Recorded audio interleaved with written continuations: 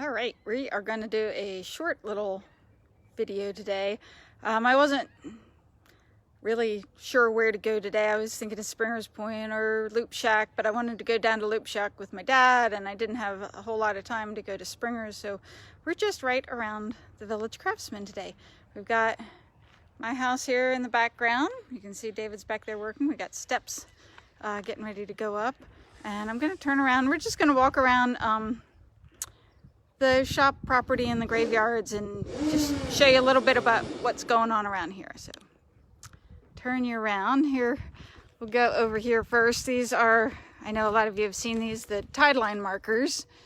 Gonna get a couple new ones made. The Matthew tide line marker is really starting to come apart and needs to get redone. And then the Dorian marker is so hard to see. My dad was going to make a bigger one. That was the first thing he could grab after the tide went down. He wanted to get it marked before the tide went down, but it's up there. For those of you who haven't seen there, the steps going up. And then we're still doing work stuff out here. We got some fig trees that we've transplanted, and they're looking really good, like they're coming along pretty well. And then, as most of you have heard, the island is scheduled to reopen on the 16th. We're not exactly sure when we're going to reopen. We might just hold off a little bit and kind of see what's going on. My dad has set up a little counter space here for me outside if I want to be outside instead of being in the enclosed space inside. So if I'm not open, I'll probably have a sign on the door that says you can call me. I might be around working inside, or I live right around the corner. So this is, we're not going to go inside. I don't have my keys with me. It's all locked, but it's looking really good. I'll have to do another tour sometime.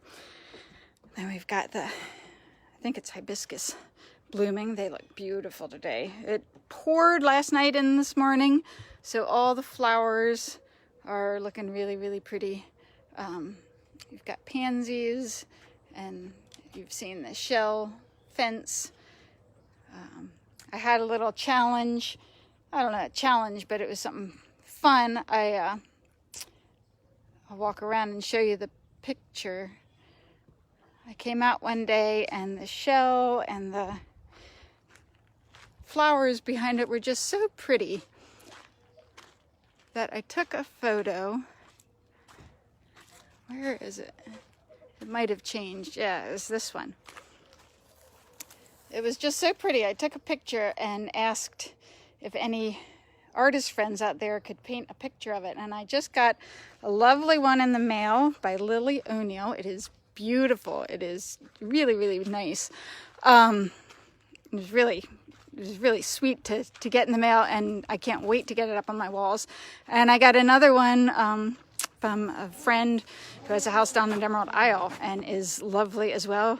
This is watercolor, and it's fun to see the different renditions that people have done. And I've got a couple more possibly coming, so I'm hoping to have a selection of them on my wall when I get home to kind of remind me of the kindness of people and the beauty of the flowers and the shells, and just a little bit about this whole year. We've got our book library back here. It's not getting a whole lot of use. This was the Cool House. It's called Mr. Stacy's Cool House. It was in Blanche's property across the way, and it's what they used in the old days before refrigerators. So didn't really keep things too cool, but it kept the sun off, and it had screens. You can kind of see my dad has put plexiglass in there so the books don't get wet, but it had screens so people would keep their milk and their eggs in there and things that needed to stay cool without having a refrigerator. That was the best option. And then we got other work going on here.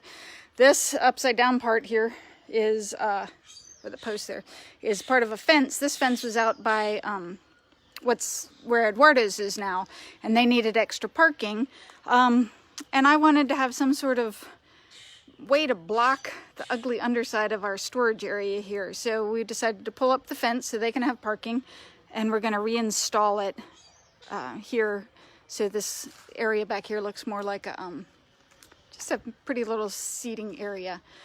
So we're trying to decorate it up. This is, I was talking about bay trees the other day. This is our bay tree. It was big.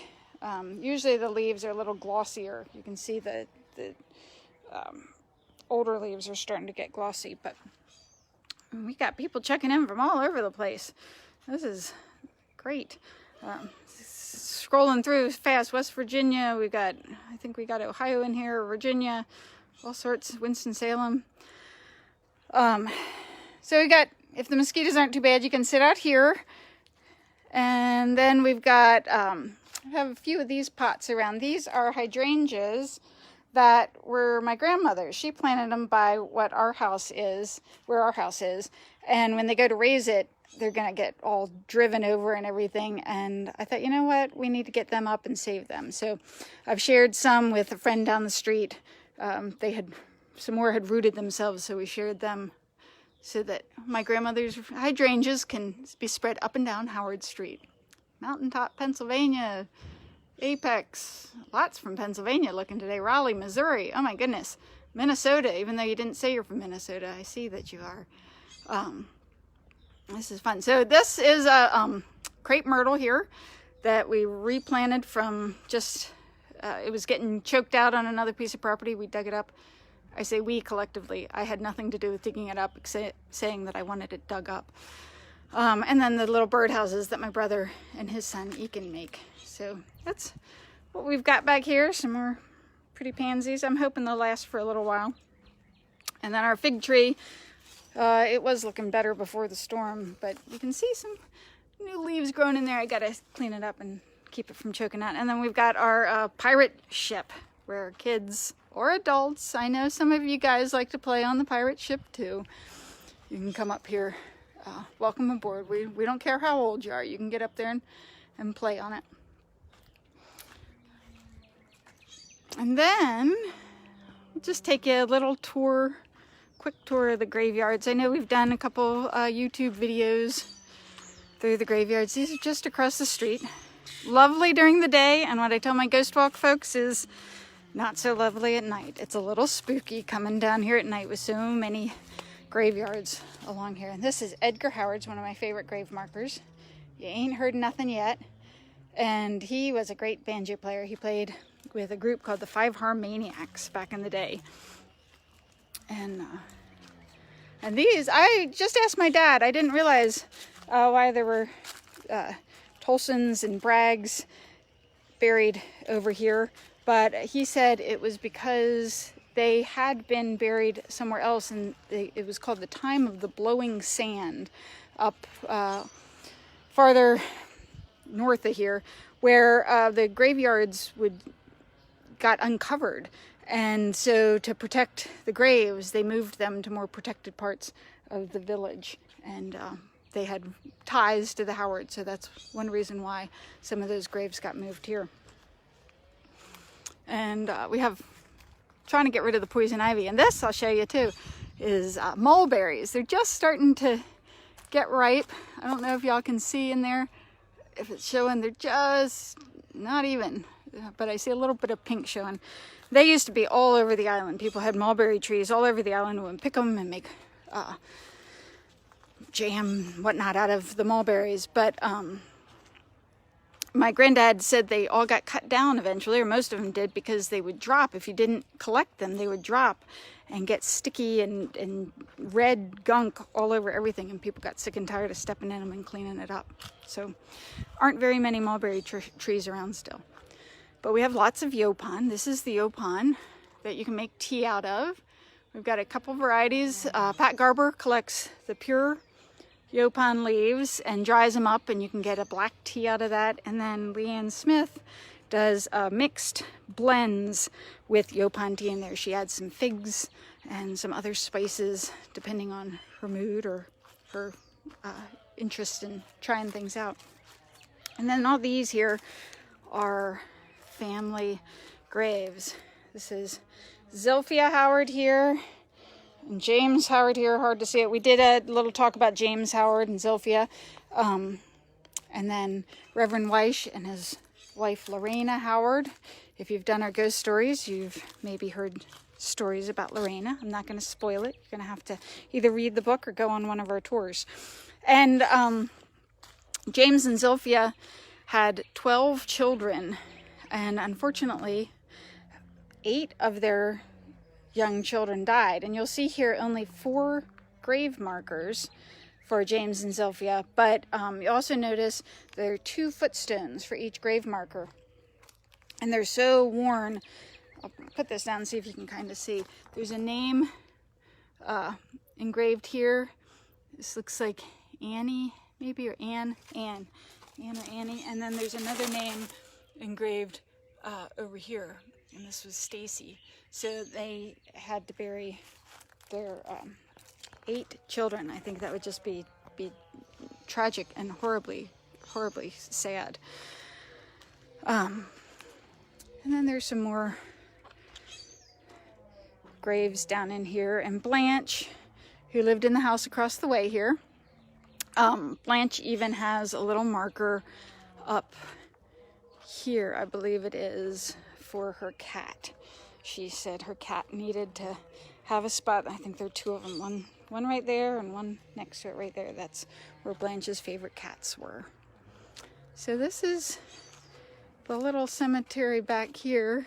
Stretches back. And if you walk in here, just be, considerate. We still are using these today. The folks, there's still plots, still folks alive who eventually are going to get buried back here. And it's just a pretty little quiet spot. We'll go just a little bit farther down the road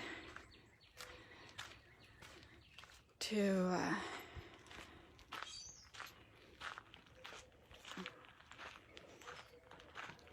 and this one is interesting. If y'all have ever heard of Agnes Scott Cottage, it's where my niece went, one of them.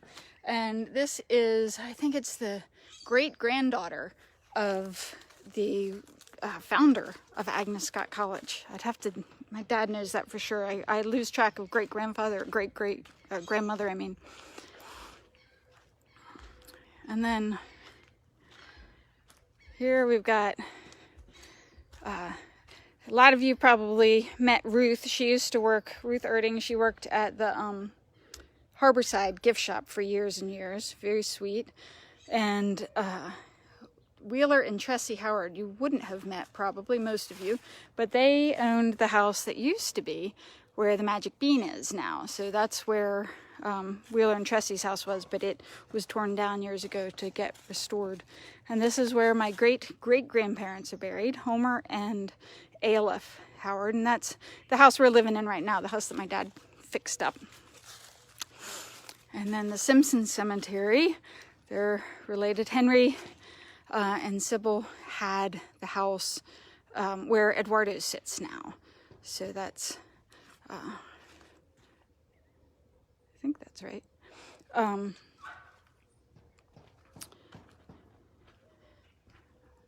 Now I'm second guessing myself, but I think that's right. Henry Wilder. And then here is where my grandparents are buried. And my great aunt, my grandfather's sister, Lawton Wesley Howard and Kunigunda Kani, her family were Hungarian immigrants, came over. She was born in this country, but her older brother was not. He was born over in Hungary, and they brought him over when he was about 12 or 13 years old. So, and then you can see Gretchen, who used to live here, called this the secret garden because it was tucked in. There were trees all around it. And then you can see the other side of the church here. So there you go. Got Boston Sexpo Hall, Mr. Howard Shed. Oh, do you want to see the one with all the, had a question for, take us to Mr. Howard Shed, the one with all the buoys on it that you painted? I'll take you there, and then we'll end at the shed. Walk down. And should I take you the back way? We'll take you a little trail, a little side trip. This is where our deliveries come in for the Village Craftsmen. It's not a public walkway. Don't look at the trash that's sticking out here. But the back side. And back to where somebody said they loved the gypsy wagon. This is where the gypsy wagon used to sit. And for those of you who don't know about the gypsy wagon, it really looked like a gypsy wagon. My dad built it You know how some people when they turn 40 go out and get a Lamborghini or something? No, my dad wanted to build a gypsy wagon, so that's what he did for his 40th birthday, and it was quite dramatic. And we got 4 new chickens back here. So this is looking back towards Lawton Lane in our house. These are our 4 chickens are perched up there looking at us, and the other 3, the older ones that survived the storm, are down at the other end. They got some leftovers from the oysters the other night, and they were quite happy. Again, I didn't clean this up, so you guys have to bear with the mess. I haven't gotten to the dump today. But here is the shed that Bruce was talking about. And I've got some stuff in front of it. But it makes a really great, fun picture. And we've got, if I can move this, water pump, pitcher pump there, like the old timey ones used to have. They dug down about 10 feet, hit a water point. You don't want to drink it necessarily, but it's good enough to water your plants. And then buoys that have washed up, and some clam rakes there. So that is the shed. And thank you guys for dealing with my mess back here, my trash and whatnot. But appreciate you coming in, checking in, and we'll try to do another walk tomorrow, or I'm still working on David doing a concert, but he's working on our steps right now, so I'm gonna let him deal with the steps first. So thank you guys, and I'll check up and see what questions I didn't answer and try to answer them in just a few minutes, okay? I hope you all have a lovely, lovely afternoon.